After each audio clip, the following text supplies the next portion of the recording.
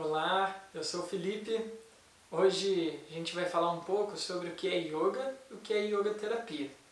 E aí, para pensar um pouco sobre isso, vamos tomar então a origem da palavra yoga. Yoga literalmente significa união. E união do quê? O yoga ele busca a união daquilo que é a consciência individual, seres humanos, nós, com a consciência coletiva, a consciência cósmica. Seria o retorno, então, da nossa consciência individual, humana, unitária, à consciência divina, à consciência cósmica. E para isso acontecer, é necessário que o ser humano passe por um processo de desenvolvimento, consiga então trabalhar processos internos e externos para que ele consiga vibrar numa frequência de união. E isso foi estudado pelos yogis, aqueles que praticavam yoga, e sistematizado em um conhecimento extremamente vasto e complexo. Bom, a gente vai se limitar a fazer uma introdução aqui ao que é o yoga, e nesse sentido a gente pode perceber então que para o desenvolvimento do ser humano é interessante notar a existência de 4 planos da sua existência. Então, o ser humano existindo em 4 planos, nós podemos chamar de plano físico, plano mental, espiritual e social. Rapidamente, passando por cada um deles, nós temos o plano físico como a estrutura da matéria, o corpo, as estruturas que se materializam, que se concretizam. Elas são de extrema importância para a existência do ser humano, senão não existiríamos, né? Temos também o plano mental, que está associado, então, aos processos de pensamento, ao processo cognitivo, fundamental, então, para o desenvolvimento da comunicação com os seres humanos em grupo, não é? Temos o plano espiritual, que está relacionado, então, ao desejo infinito de nós nos desenvolvermos. E vai muito além da questão material, porque ele extrapola a ideia de que a felicidade está na aquisição de algo, está no possuir alguma coisa. E ele se relaciona mais com a ideia de que a felicidade ela está relacionada a uma alimentação que muitas vezes a gente mal consegue denominar. Essa dificuldade de denominação está associada à nossa espiritualidade. E essa busca é essencial pelo nosso desenvolvimento. E por fim, o quarto campo o quarto plano da existência humana, relacionado então aos aspectos sociais. O ser humano, por essência, é um ser social e por isso, para o seu desenvolvimento em seu máximo potencial, ele precisa estar envolvido por uma sociedade, em uma sociedade. Bom, considerando essa estrutura de yoga, existem alguns pilares que envolvem o desenvolvimento desse ser humano. Para que ele se desenvolva em seu máximo potencial, alguns pilares são importantes para se considerar. Esses pilares eles estão associados também em 4 estruturas. A primeira delas é o yoga consciente. A segunda delas é a alimentação alcalina, a meditação em etapas e, por fim, o relacionamento com amor. Também vou passar rapidamente por cada uma delas para a gente entender um pouquinho mais. O yoga consciente está associado, então, à prática de exercícios físicos, à prática de exercícios que movimentem o corpo de forma consciente, trazendo o ser humano para o momento presente. Esse é um grande desafio porque muitas vezes nós nos relacionamos com o passado e prendemos a nossa mente nele, e com o futuro, jogando, projetando ideias e pensamentos.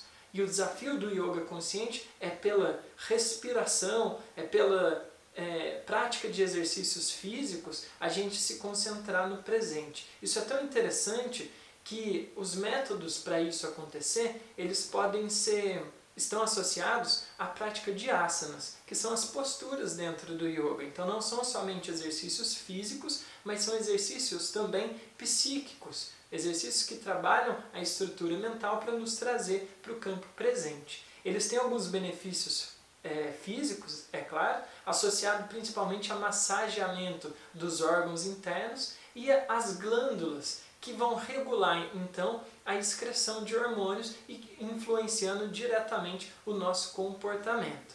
Bom, o segundo pilar que nós vamos apresentar é a alimentação alcalina. Considerando que tudo é energia, inclusive os alimentos, na medida que nós ingerimos esses alimentos, a depender da energia contida neles, as nossas células absorverão essa energia. Por isso, dentro da alimentação yogi, existem 3 tipos de alimentos que estão associados aos 3 tipos de energia contida em todo o universo. As energias são a Tamoguna, que é uma energia estática, uma energia densa, Rajoguna, que é uma energia mutatória, e o Sattva Guna, que é uma energia sutil, é uma energia mais fluida, né? Os alimentos, então, eles vão seguir esse mesmo princípio, e o recomendado dentro do yoga é que a gente pratique uma alimentação sátvica, quer dizer, uma alimentação sutil, porque isso vai favorecer as nossas estruturas físicas e mentais, biopsicológicas, a vibrar numa energia mais sática, uma energia mais sutil, nos levando então para um patamar de mais proximidade com o denso, então de mais proximidade com o yoga, com a união.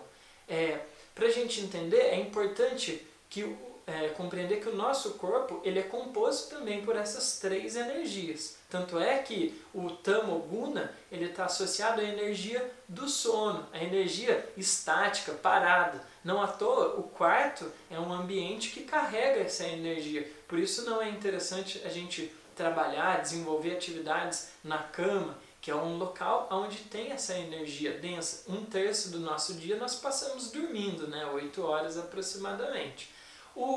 A outra energia, o Rajoguna, está associada ao nosso movimento. Diariamente, nós fazemos movimentos de um lado para o outro, vamos trabalhar, saímos para estudar. Esse movimento está associado diretamente a esse tipo de energia mutatória, então que vai se adequando, vai mudando de um momento para outro. E a parte sutil da nossa energia está associada com a nossa criatividade, com os nossos pensamentos, a nossa capacidade cognitiva. Tudo bem? Bom, então falamos de 2 pilares do desenvolvimento humano e agora o terceiro pilar do desenvolvimento humano, que seria a meditação em etapas. Meditação em etapas ela vai considerar então o desenvolvimento da meditação de cada indivíduo, para que ela não seja dada toda de uma vez, gerando uma sobrecarga, uma dificuldade na execução dos exercícios. É importante que os seres humanos, nós, possamos passar pelas etapas de meditação, que é algo fundamental, como nós já vimos, para o desenvolvimento do ser humano em seu máximo potencial. Essas etapas elas estão associadas a lições de grandes mestres que se dividem também em 4. Então seria o Pratyahara, que é a abstração dos sentidos. Você então neutraliza os sentidos para se concentrar, para se empenhar no momento presente e na sua própria respiração, nos seus próprios sentidos e pensamentos. Depois do Pratyahara, a gente vai ter o Dharana. A Dharana seria a concentração. Você abstrai então tudo e concentra num ponto. A partir da concentração, você inicia o Dhyana, que seria a meditação em si, o processo meditativo.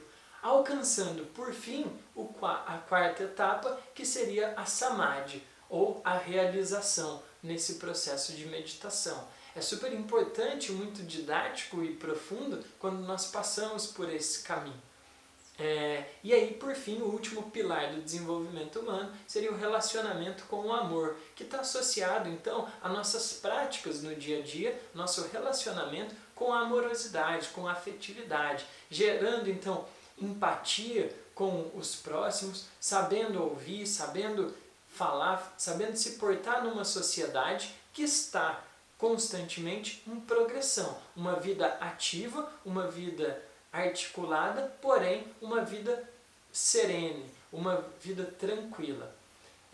Bom, esses então foram as falas que resumem um pouco o que é o yoga, e a yoga terapia ela estaria então relacionada a um processo de desequilíbrio entre essas estruturas, em que yoga terapia entraria para tentar gerar uma harmonia, considerando os pilares do desenvolvimento humano e os planos da existência humana. Bom, espero que tenha ficado claro para vocês. Muito obrigado. Namaskar.